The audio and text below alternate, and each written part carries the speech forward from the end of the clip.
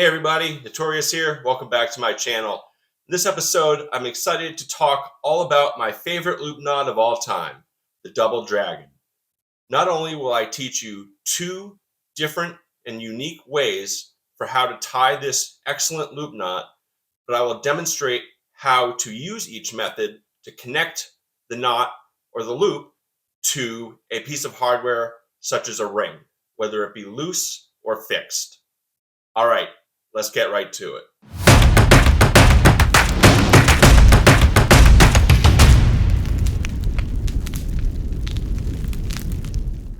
Double Dragon is an amazing loop knot. More specifically, it is a fixed loop knot. And what that means is after you've completed the knot, the loop does not adjust. It stays as you set it. This can be great for a number of different applications. One major reason that this loop knot is my personal favorite is due to its security. This knot is extremely strong and extremely secure. It is much more secure than the common bowline. The bowline, unlike the Double Dragon, requires an extra step in order for it to be life supporting. In other words, you can't just use a bowline and use it for life support. You have to add on something like a Scott's lock finish or a Yosemite finish in order to trust your life with it. The Double Dragon, tied as it is life supporting. Another main reason that I love this knot is that after it's been loaded heavily, it is relatively easy to untie compared to other loop knots. Let's take a look at the structure of the Double Dragon. Here we can see it has, of course, a loop. And just like I mentioned, the loop is fixed. It will not budge once the knot has been finished, dressed, and set. It has a collar that goes around the loop. Here you can see that collar wrapping around the loop, which keeps it securely in place. And then we have these two wraps that sort of grab either side of the collar and give the knot its structure. Here we have two Double Dragon. They look identical, and that's because they are identical, but each one was tied using a completely different tying method. Let me teach you the first method, and then I'll teach you the second. For this first method, we're going to begin by creating a bight in the rope. A bight is basically a U shape like this, and we're going to want a good amount of slack, not too much, and then we're going to create an S shape by taking the tail and folding it over like this. And we want to eventually turn this bight here into our loop. So make sure you have enough in this lower bight so that you can form an appropriately sized loop. But we also need some length at our tail here sticking out so that we can form the two wraps. So for me, I'm going to have it look something like this. So you can see that S shape, and you can see that this bight is smaller than or shorter than this bight. The next step is to pinch these three strands together, trying to keep them from overlapping. And we want to then take our working end or our tail and start wrapping around the bight on the right. So we're going to go around once and then around one more time. I find that this method is sort of hard to manage manually. In other words, it takes a lot of work to keep everything from falling apart as you tie it, which is why I prefer the second method. But a lot of people use this method, which is why it's in this video. Next, we're going to take our left larger bite and fold it over the two wraps, and we want to slip it through this shorter bite like that. Okay.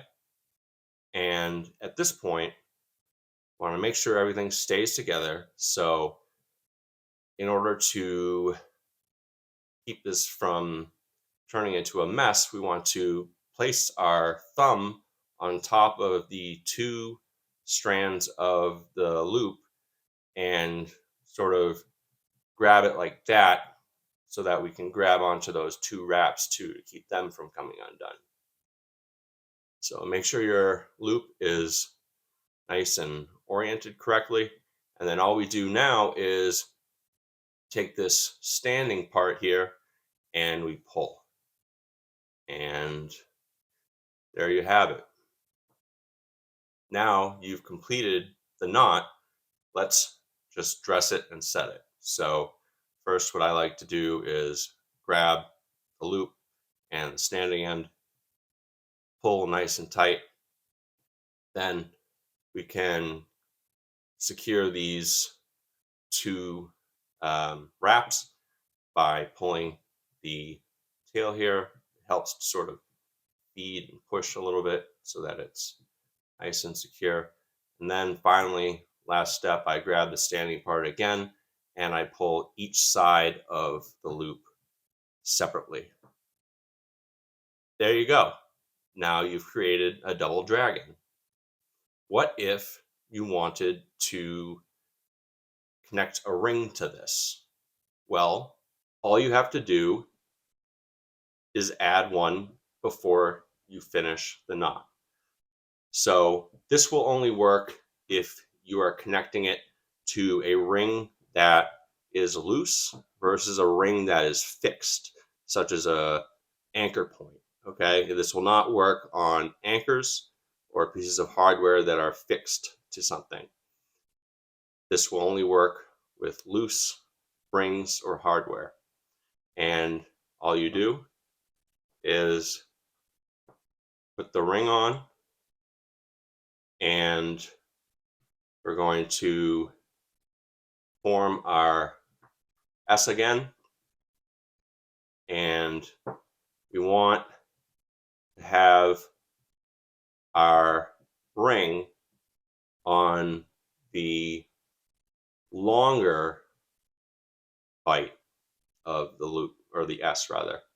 So we've got the ring here, we've got the tail here, and we've got our S and the smaller bite here. So now we just, same thing, pinch it together and wrap around once and then twice, and then we're going to take that bite, but this time with the ring, and we're going to slip it through the other smaller bite, and then secure everything, pull the the standing end, and now we have a double dragon with a ring on it. And after we've dressed it and set it correctly, this is ready to go. Let's take a look at the second method. The second method for tying the double dragon begins by giving yourself a few feet of length and then creating a loop like this. That's all you have to do. So create a loop. And then we're going to fold that loop over like that. I'm not sure what the technical term is for this shape. I'm not even sure it has one, but this is what you need to form. Okay. And this is definitely my favorite method, and you'll see why. Mostly because it's just easier to tie. There's a lot less effort involved.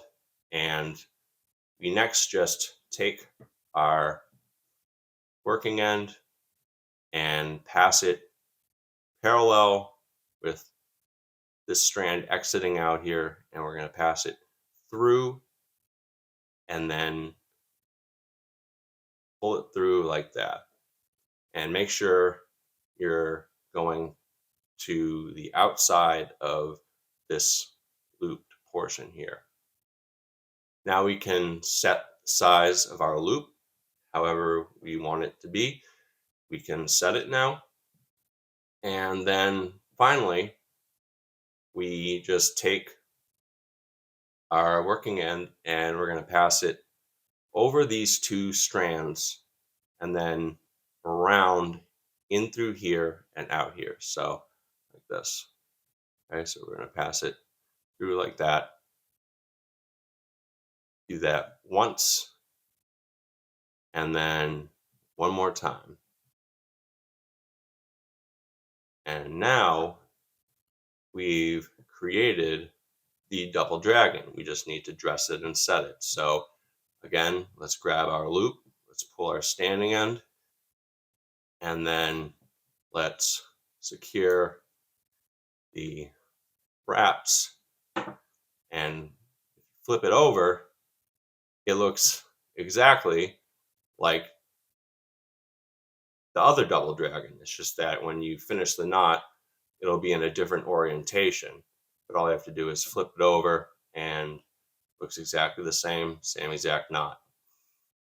This tying method allows for the installation of both loose hardware that's not affixed to anything like this loose ring here, but where it really shines is you can install it onto items like hardware or rings that are mounted onto a wall or have something connecting it to something else, like this example here where I have a ring and let's just say this is mounted to a rock wall. So same thing, all we're going to do is we're going to create our loop and then fold it over, and now we just pass the working end through our fixed ring, and then again parallel with this strand exiting from the shape through like that.